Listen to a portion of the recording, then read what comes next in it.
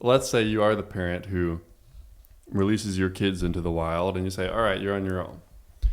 Let's say you're a wealthy parent. And then when you're 80 years old and they're 55 years old, you die. And then out of nowhere, you drop millions of dollars into their hands. So we're talking about inheritance now. What is the wise way to deal with inheritance? How often do we see wealthy families?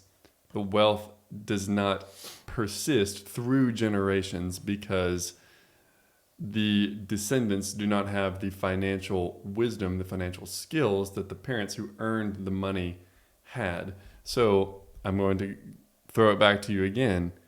How do we give our kids an inheritance that's going to actually be helpful for them rather than just an overwhelming responsibility when they're not really ready to handle it?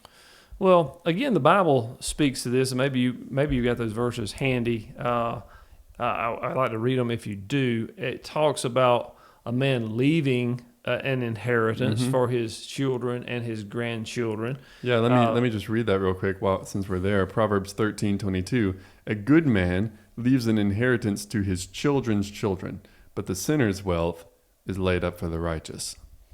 So there is a biblical principle there, but I think that principle has to be balanced against, what have we modeled for our kids with wealth? If we're fortunate enough to have a large enough nest egg to leave to our kids, is that because we've hoarded it and not given to the poor?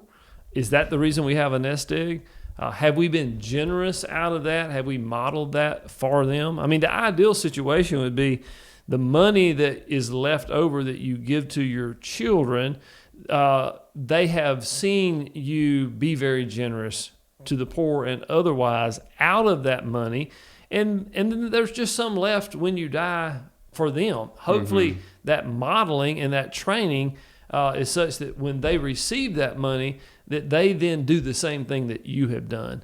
They don't take it and just use it upon their, consume it upon their own lust, right? But they use it to further the kingdom of God. That will not happen if you have not modeled that for them and set the example before them and the expectation of that. So that's what I would say about leaving an inheritance and how you need to do that. Gotcha. And if you have enough money, it may be wise to actually put some kind of structure in place for that money to be accessed.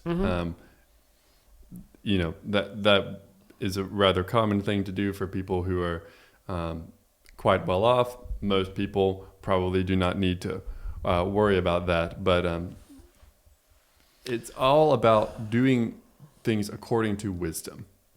Well, I think one thing that some people sometimes do is they don't communicate with their kids and grandkids about what even they have in the bank, and they don't do the training, and they don't expose them to what they're doing maybe from a charitable standpoint if they are doing that, and so there's another biblical principle that says, "Let your light so shine before men that they may see your good works and glorify God."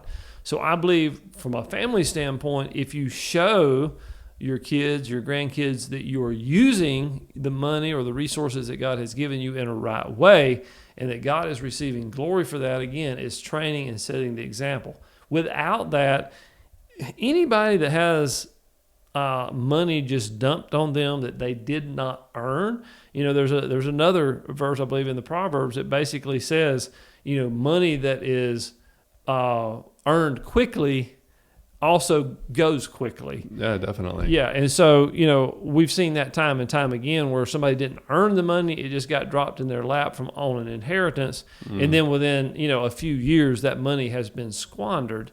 Yeah, Proverbs 13:11 says, "Wealth gained hastily will dwindle, but whoever gathers little by little will increase it."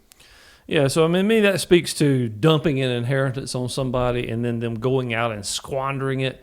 I mean, we've seen that, practically play out where people just inherit a bunch of money and within a few years it's all gone. So, the people who earn the money tend to hang on to the money and steward it well.